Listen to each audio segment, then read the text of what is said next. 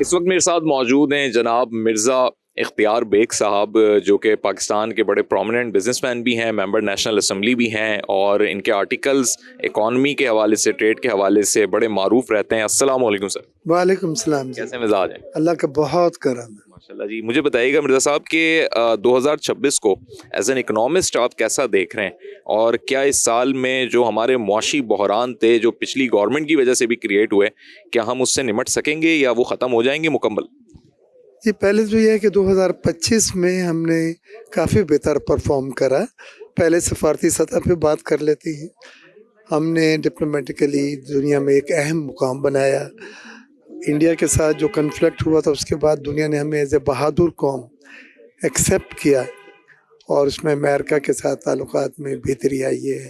چین، ترکی تو تھے ہی ہمارے، ایران کے ساتھ بہتری آئی ہے، سعودی عرب کے ساتھ آئی ہے، آذربائیجان نے آؤٹ رائٹلی ہمیں سپورٹ کرا ہے، جبکہ انڈیا کو اگر آپ دیکھیں تو بڑا تنہا نظر آتا ہے۔ تو اس لحاظ سے، اور دوسری چیز کہ جو جنگ میں ہم نے رفیلس کو جس طرح سے گرایا ہے، جس سے ان کا سسٹم ہم نے بلاک کیا ہے، وہ انپریسیڈنٹڈ ہے۔ اس نے ٹیکنالوجی کا بھی فیصلہ کر دیا کون سی افضل ہے، اور اس نے خطے میں اس ملک کا بھی فیصلہ کر دیا ہے جو منشی بننے کا، جو کیپٹن بننے کا حقدار ہے۔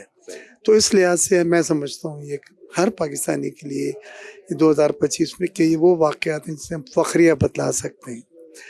لیکن 2025 میں اگر ہم اکانومی کی بات کریں تو اس کو دو حصوں میں بانٹنا پڑے۔ ایکسٹرنل ہم نے اچھا کیا ہے، ہماری ریمیٹنسز 38.3 بلین رہی ہیں، ہمارا کرنٹ اکاؤنٹ سرپلس جو ہے وہ سرپلس میں آیا ہے، خسارے میں ہوتا تھا ہمیشہ۔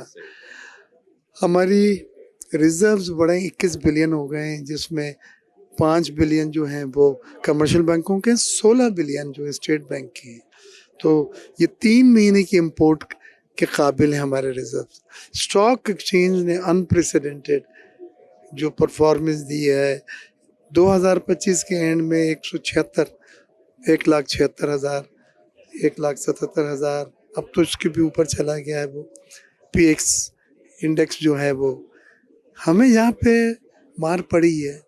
مہنگائی کو ہم نے، انفلیشن کو تو کنٹرول کر رہا ہے، لیکن عملی طور پہ مہنگائی جو ہے ملک میں وہ بڑی ہے، کم نہیں ہوئی۔ شوگر کی قیمتیں دیکھیں 230 روپے پہ پہنچ گئی ہیں۔ مجھے شوگر انکوائری کمیٹی کا اسٹینڈنگ کمیٹی نے پاور دیا تھا، امپاور 12 MNAs کے ساتھ بیٹھ کے ہم نے رپورٹ دی۔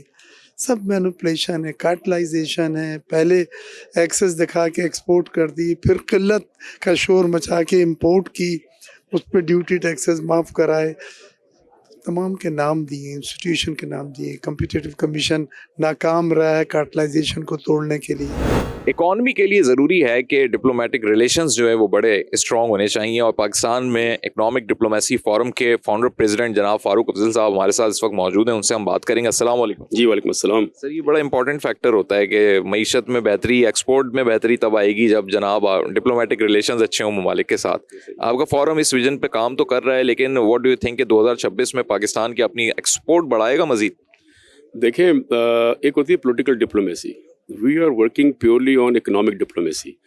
دنیا بھر میں، جیسے چائنا کی میں اگزامپل دوں گا کہ تھرو اکنامک ڈپلومیسی انہوں نے نہ صرف انویسٹمنٹ اپنے ملک میں لے کے آیا شروع میں، اور بلکہ انہوں نے دوسرے ممالک میں انویسٹمنٹ بھی کی ہے۔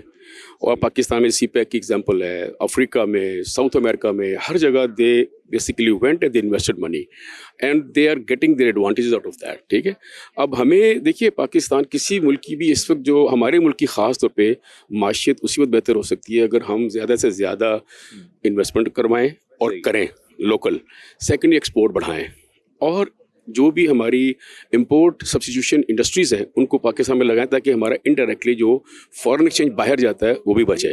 ٹھیک ہے نا، تو ہمیں تو یہ کہہ رہے ہیں کہ ہمیں اپنے جو فارن ریزروز ہیں اس کو بہتر کرنا ہے۔ تو میں یہ سمجھتا ہوں، دیکھیے تھرو اکنامک ڈپلومیسی ہم یہ چیزیں اچیو کر سکتے ہیں، لیکن ہمارے جو ٹریڈ آفیسز ہیں دنیا بھر میں، ہماری جو ایمبیسیز ہیں، we need to educate those ambassadors, trade offices, کہ جی اکنامک ڈپلومیسی سے ہم کیسے اپنے فائدے اٹھا سکتے ہیں جن ممالک میں بیٹھے ہیں، but we need to educate them first actually.